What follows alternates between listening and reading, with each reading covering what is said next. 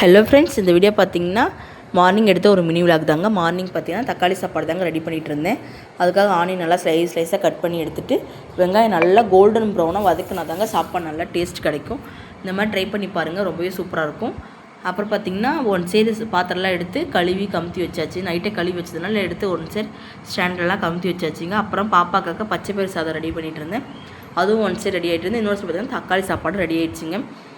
Ready ஆனதுக்கப்புறம் தம்பிக்கு பார்த்திங்கன்னா சாப்பாடு போட்டு கொடுத்தாச்சு. அவங்களும் சாப்பிட ஆரம்பிச்சிட்டாங்க. டைம் பார்த்திங்கன்னா 8:05 ஆகிடுச்சிங்க.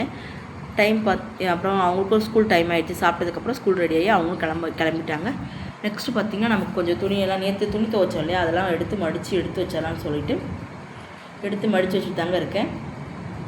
துணி மடித்து எடுத்து வச்சது அப்புறம் தாங்க நமக்கு கொஞ்சம் இன்னும் பார்த்திங்கன்னா வேலை இருக்குது. என்னென்னு பார்த்திங்கன்னா பாப்பாவுக்கு சாப்பாடு கிரைண்ட் பண்ணிவிட்டு அப்புறம் அவங்கள ஊட்டி விட்டுட்டு நெக்ஸ்ட்டு நம்மளும் சாப்பிட்டுட்டு அப்புறம் கொஞ்சம் எடிட்டிங் நல்லா இருக்குது, அதெல்லாம் கொஞ்சம் பார்க்க வேண்டியது இருக்குது. ஓகே ஃப்ரெண்ட்ஸ், இந்த வீடியோ பிடிச்சிருந்தா மறக்காமல் சப்ஸ்கிரைப் பண்ணுங்கள் நம்மளோட சேனலை.